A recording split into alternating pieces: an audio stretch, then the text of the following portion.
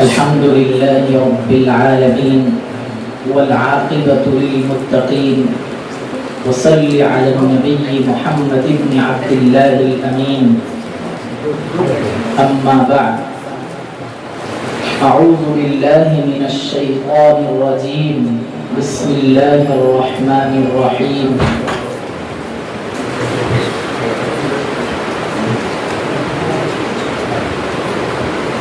يا أيها الذين آمنوا استعينوا بالصبر والصلاة إن الله مع الصابرين ولا تقولوا لمن يقتل في سبيل الله أموات صدق سبحانه وتعالى.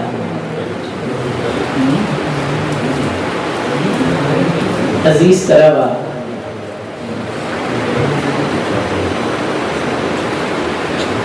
آج کی یہ تاریخ 15 اگست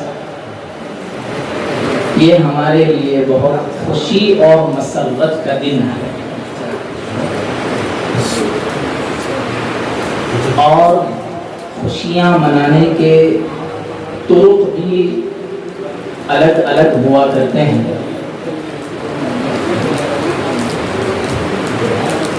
خوشی کے اندر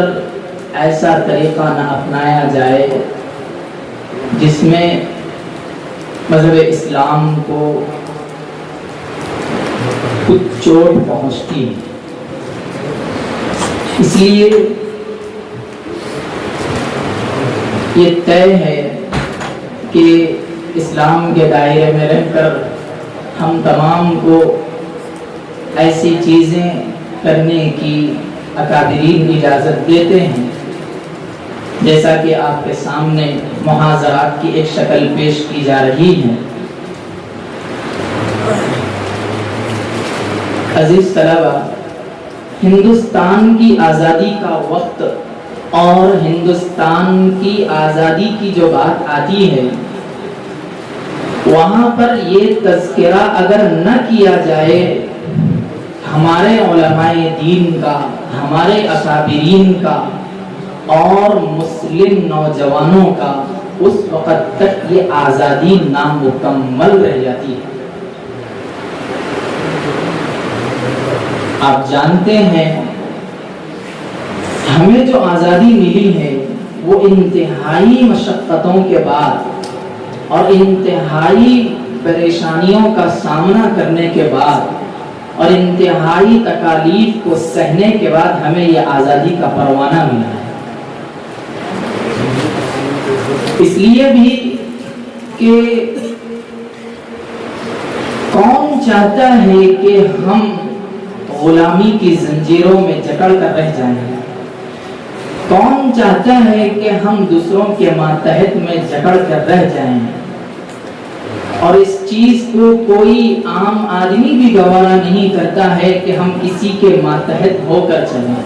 جبکہ کئیوں برس ہم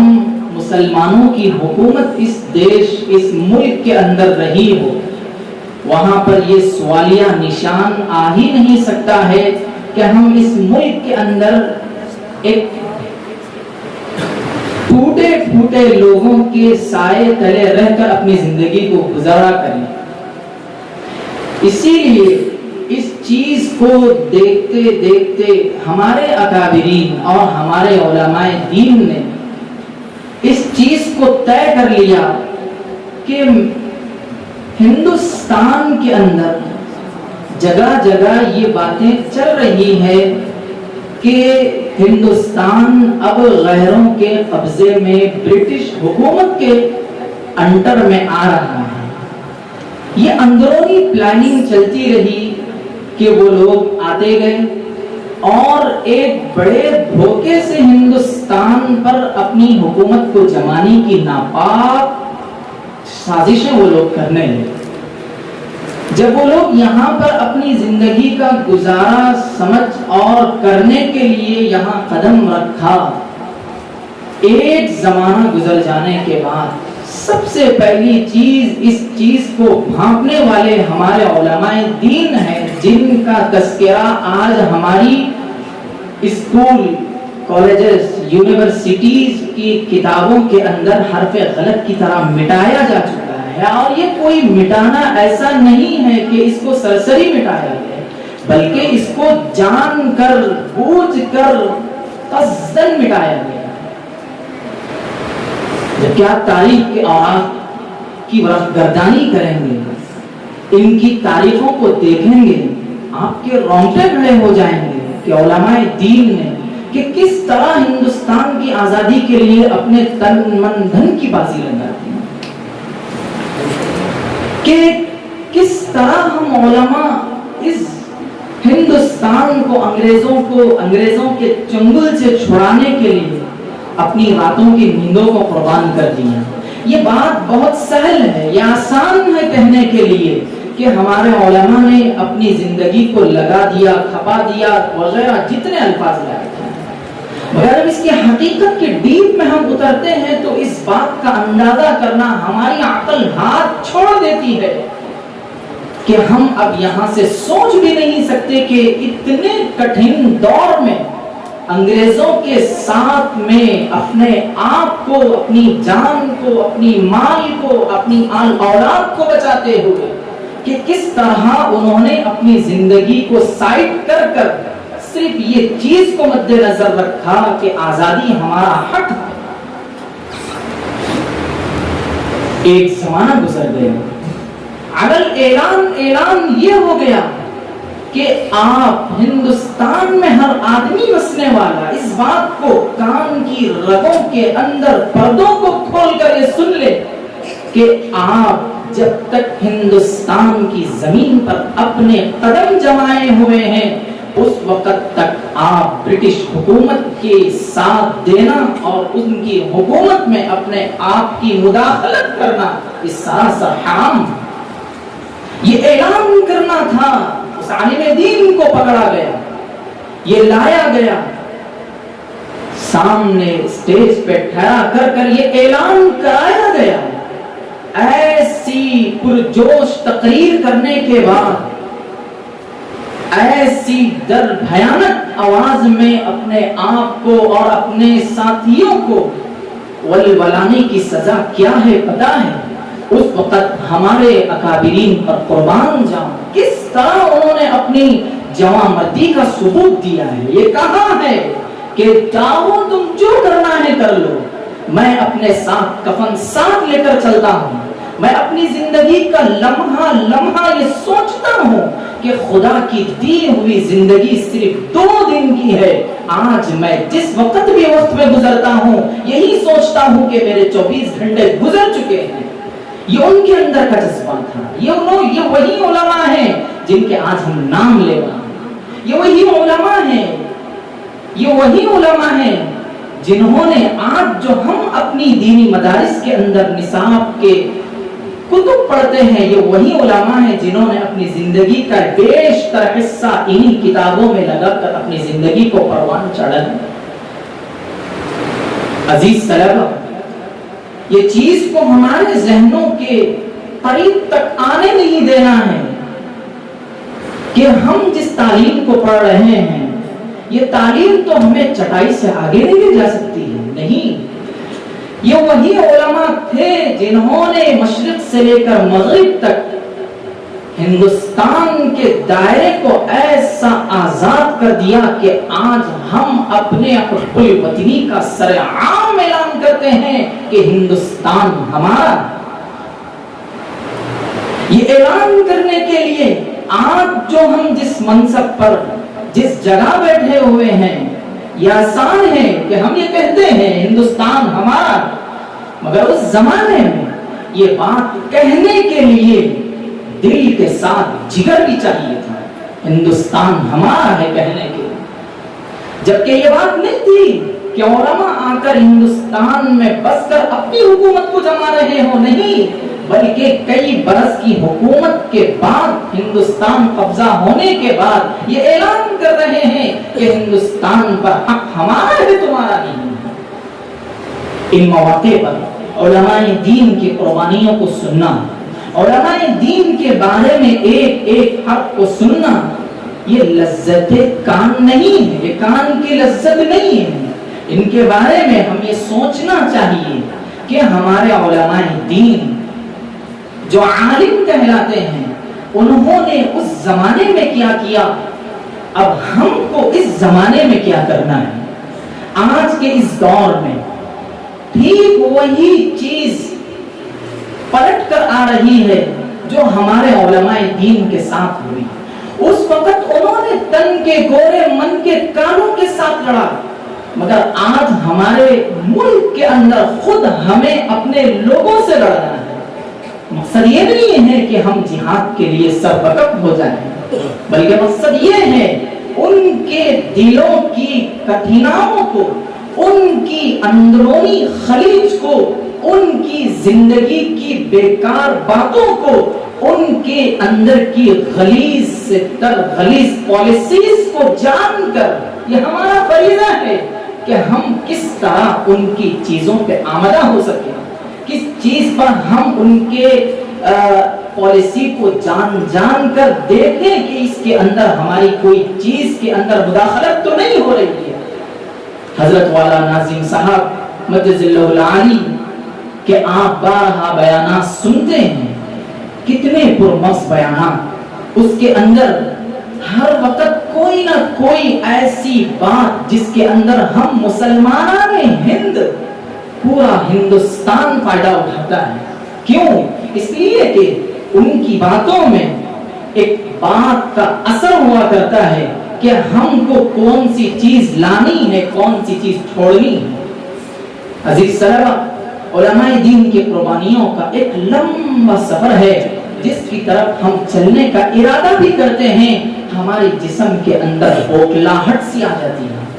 ہم پڑھنا نہیں چاہتے ہیں، اس لیے کہ ہندوستان کے دو ٹکڑے جب کیے گئے، ہندوستان کے بارے میں یہ بات مشہور ہو گئی کہ ٹیپو سلطان رحمت اللہ علیہ شیر میسور کرناٹکا کے رہنے والا وہ ایک اکیلا واحد بندے نے یہ اعلان کر دیا، سر پر کفن باندھ کر میدان میں کھڑا ہو کر یہ اعلان کر دیا، میں جب تک اس ہندوستان میں چین، امن، کچھ سکون کی سانس لیتا ہوں اس وقت تک تم یہاں پنپ نہیں سکتے ہیں۔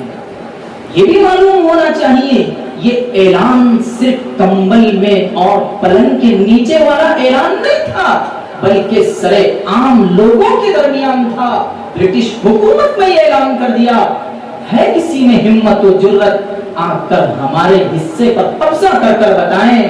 آپ کو یہ بات جان کر تعجب ہوگا،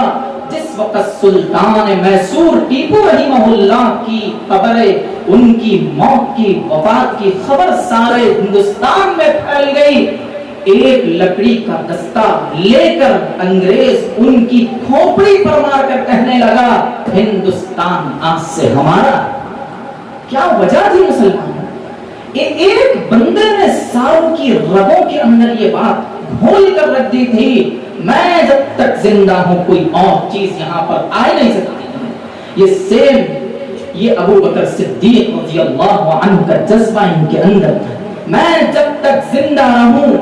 اينقص الدين وانا حي، دین میں کمی آ جائے اور میں زندہ رہوں یہ ہو نہیں سکتا ہے۔ ان کے اندر کی یہ تاریخ، اس زمانے میں بہت سارے علماء، مفتی کفایت اللہ رحمہ اللہ، حافظ ضامن شہید رحمت اللہ علیہ اور سینکڑوں علماء اپنی جان کی لمحہ بغیر پرواہ کیے سر میدان اتر کر یہ اعلان کر دیے ہندوستان وہی ہے جو آج سے کئی برس پہلے ہمارے باپ داداؤں کا تھا۔ عزیز دوستو، زیادہ وقت لیے بغیر اصل مقصد کی طرف، شیخ الہند رحمت اللہ علیہ کے بارے میں یہ بات آتی ہے، جب ان کا وصال ہوا، ان کو جب گرفتاری کے بعد ان کو رہا کر دیا گیا، چند دنوں تک وہ یہ کہنے لگے کہ ہندوستان کو آزاد کرنے کے لیے ایک چیز جو ہم نے پہلے طے کی تھی وہ چیز ناکام ہو گئی، اب ہم اس کو پھر سے ریکور کرنے کے لیے، آپ کو معلوم ہونا چاہیے اتنی بڑی بڑی مشقتوں کو، اتنے بڑے بڑے چٹانوں سے مقابلہ کر کر یہ اعلان کر دیا کہ اور ہندوستان کے جگہ جگہ مدارس کا قیام عمل میں لایا جائے. یہ اس کے ذریعے سے ہندوستان کے اندر ایک آزادی کی داغ بیل پڑے گی. آپ کو یہ معلوم ہونا چاہیے جب دارالعلوم دیوبند کی سنگ بنیاد رکھی گئی، ایک تو اس کے اندر منشا یہ تھا کہ اللہ کے دین کو کس طرح بچایا جائے. پھر دوسرا مقصد یہ تھا کہ اللہ رب العزت کی ہمیں جو عطا کردہ ایمان کے بعد نعمت ہے، آزادی والی نعمت، حریت پسندی والی نعمت، وہ ہم سارے لوگوں کے اندر پھر سے اس کو کیسے اجاگر کر جائیں. یہ دو چیزوں کا بنیاد اس مدرسے کی سنگ بنیاد ہے. آج کے زمانے میں مدارس اور اہل مدارس ہمارے ذہنوں کے اندر کچھ نہ کچھ یہ بات آ ہی جاتی ہے، ہمارا مقصد صرف پڑھنا پڑھانا ہے. ہمارے مقصد کے اندر دو چیزیں صرف وراثت میں ہیں، یا پڑھنا ہے یا پڑھانا ہے. عزیز طلبہ، آپ کو یہ بات بتاتا ہوں،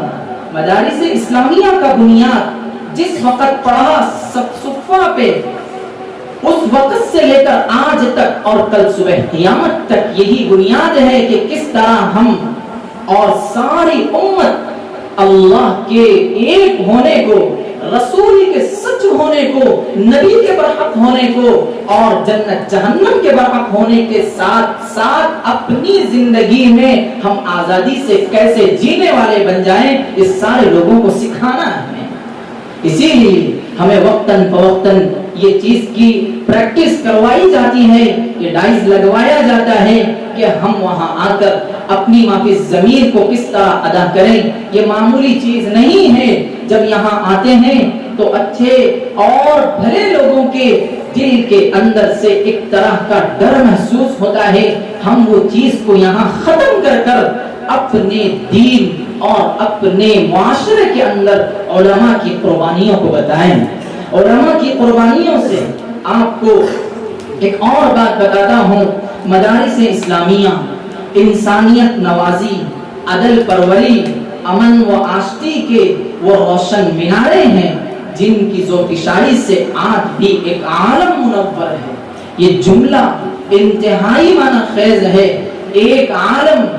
کس سے؟ انہی مدارس اسلامیہ کی وجہ سے. آج جب کہ حکومت کی بات آتی ہے تو صاف یہ اعلان ہوتا ہے ہندوستان کے مدارس کے اندر دہشت گردی سکھائی جاتی ہے. ان ناقلوں سے، ان نااہلوں سے یہ سوال رہ جاتا ہے سوالیہ انداز میں کہ اگر یہاں پر دہشت گردی سکھائی جاتی، اگر یہاں پر دوسری وہ چیزیں سکھائی جاتی جو ہندوستان کے اندر نہیں پائی جاتی، تو آج بتاؤ ہندوستان ہمارا آزاد نہیں ہوتا. علماء کی قربانیاں، دن بدن علماء کی قربانیاں. ایسا بھی نہیں تھا کہ صرف ایک مرتبہ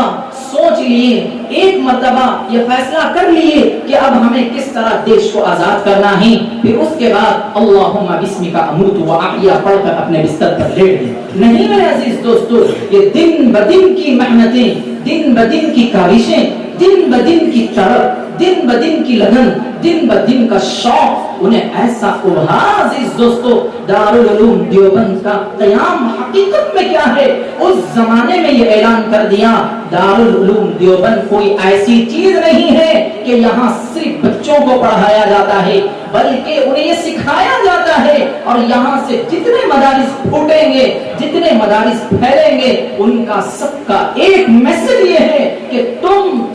اور پوری دنیا میں بسنے والے لوگ ایک پلیٹ فارم پر کیسے آ جائیں. چاہے ہندو ہو کہ سکھ ہو کہ عیسائی ہو، یہ سارے ایک کندھے پر چلنے والے لوگ. اس کو کہتے ہیں ہندوستان، اور اس ہندوستان کا مضمون دینے والا دارالعلوم دیوبند ہے. علامہ انور شاہ کشمیری رحمۃ اللہ علیہ نے فرمایا، زندگی کے مقصد میں اگر ہمارے جہاد نہ ہو تو اس کی مثال ایک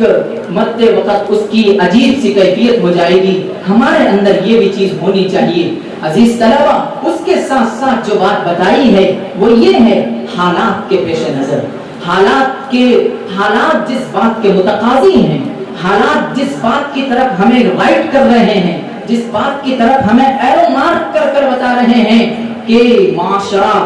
اور ساری چیزیں جس بنیاد کو رکھ کر ہندوستان کو فتح کیا گیا تھا آج وہ چیز ہمارے درمیان باقی نہیں رہ رہی ہے. تو اب ہمیں اس زمانے کے علماء کے لیے کیا کرنا چاہیے؟ 2 منٹ کی بات کہہ کر اپنی بات ختم کرتا ہوں. ہم اپنے زمانے میں جیسا کہ ابھی ہمارے مدرسے کے استاد محترم حضرت مفتی محمد سلمان صاحب مجدد اللہ العالی یہ کہہ رہے تھے کہ ہم اس زمانے کے حالات میں ہمارے اوپر کیا فریضہ بنتا ہے. اس لیے کہ حالات بدلتے ہیں، شریعت نہیں بدلتی ہے، حالات بدلتے ہیں، نبی نہیں بدلتا ہے، حالات بدلتے ہیں. انسانیت کی ذہنیت کو بدل کر اس کے ساتھ ایک گندا گھنونا پلان اس کے ذہن میں ڈالنا یہ ایک طرح کا دوغلا پن ہے جو ہندوستان کی حکومت ہم مسلمان اور اہل ہندوستان اور نچلی قوم جو ہوتی ہے ہندو مذہب کے اعتبار سے، ورنہ ہمارے مسلک ہمارے ہندوستان کے اندر اور ہماری شریعت محمدیہ کے اندر کوئی مذہب چھوٹا نہیں، ہمارے اندر کوئی آدمی چھوٹا نہیں ہوتا ہے. اللہ نے فرمایا کہ سارے انسان ایک ہیں. یہ الگ بات ہے کہ وہ غیر ہیں، ہم مسلمان ہیں، اس میں فضیلت ہوگی، مگر ان کے اعتبار سے جو دلت قوم ہے، اس سے نیچے کی قوم جو شودر ہے، اس ساروں کو اور سکھ برادری والوں کو لے کر ہندوستان کے اندر جو ننگا ناچ کیا جا رہا ہے، ہم طلبہ کو اس کے اوپر پورا مطالعہ کرنا اور اس کے اوپر اپنی فکروں میں ہر دن بدن دعائیں، دن بدن اللہ سے اپنے اندر کی کیفیت کو بتانا، یہ ہے اس زمانے کے ہم علماء طلبہ کا کام ہے. اللہ سے دعا کرتا ہوں کہ اللہ تعالی ہم تمام کو